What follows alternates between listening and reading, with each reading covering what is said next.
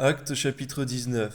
Pendant qu'Apollos était à Corinthe, Paul, après avoir parcouru les hautes provinces de l'Asie, arriva à Éphèse. Ayant rencontré quelques disciples, il leur dit: Avez-vous reçu le Saint-Esprit quand vous avez cru? Et ils lui répondirent: Nous n'avons pas même entendu dire qu'il y ait un Saint-Esprit. Et dit: De quel baptême avez-vous donc été baptisés? Et ils répondirent: Du baptême de Jean. Alors Paul dit: Jean a baptisé du baptême de repentance, disant au peuple de croire en celui qui venait après lui, c'est-à-dire en Jésus-Christ. Sur ces paroles, ils furent baptisés au nom du Seigneur Jésus. Amen. Lorsque Paul leur eut imposé les mains, le Saint-Esprit vint sur eux, et ils parlaient en langue et prophétisaient. Ils étaient en tout environ 12 hommes, gloire à Dieu. Ensuite, Paul entra dans la synagogue où il parla librement pendant 3 mois. Il discourut sur les choses qui concernent le royaume de Dieu, s'efforçant de persuader ceux qui l'écoutaient. Mais comme quelques-uns restaient endurcis et incrédules, décriant devant la multitude la voix du Seigneur, il se retira d'eux, sépara les disciples et enseigna chaque jour dans l'école d'un nommé Tyrannus. Cela dura 2 ans, de sorte que tous ceux qui habitaient l'Asie, juifs et grecs, entendirent la parole du Seigneur Jésus. Amen. Et Dieu faisait des miracles extraordinaires par les mains de Paul, au point qu'on appliquait sur les malades des linges ou des mouchoirs qui avaient touché son corps, et les maladies les quittaient et les esprits malins sortaient.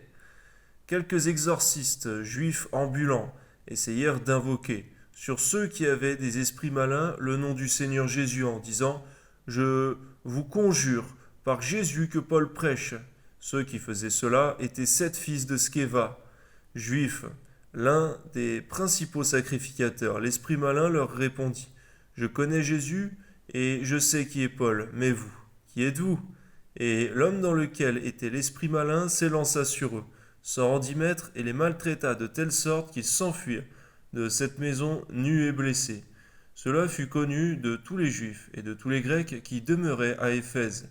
Et la crainte s'empara de tous, et le nom du Seigneur Jésus était glorifié. Amen. Plusieurs de ceux qui avaient cru venaient confesser et déclarer ce qu'ils avaient fait, et un certain nombre de ceux qui avaient exercé les arts magiques, ayant apporté leurs livres, les brûlèrent devant tout le monde. On en estima la valeur à 50 000 pièces d'argent. C'est ainsi que la parole du Seigneur croissait en puissance et en force. Amen. Après que ces choses se furent passées, Paul forma le projet d'aller à Jérusalem en traversant la Macédoine et l'Achaïe. Quand j'aurai été là, se disait-il, il faut aussi que je voie à Rome. Il envoya en Macédoine 2 de ses aides, Timothée et Éraste. Et il resta lui-même quelque temps encore en Asie.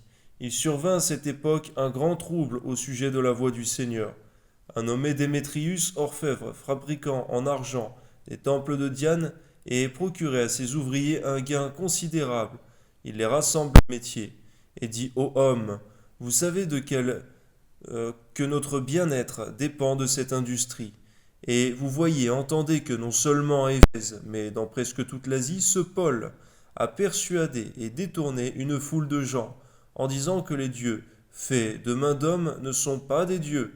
Le danger qui en résulte, ce n'est pas seulement que notre industrie ne tombe en discrédit, c'est encore que le temple de la grande déesse Diane ne soit tenu pour rien, et même que la majesté de celle qui est révérée dans toute l'Asie et dans le monde entier ne soit réduite au néant.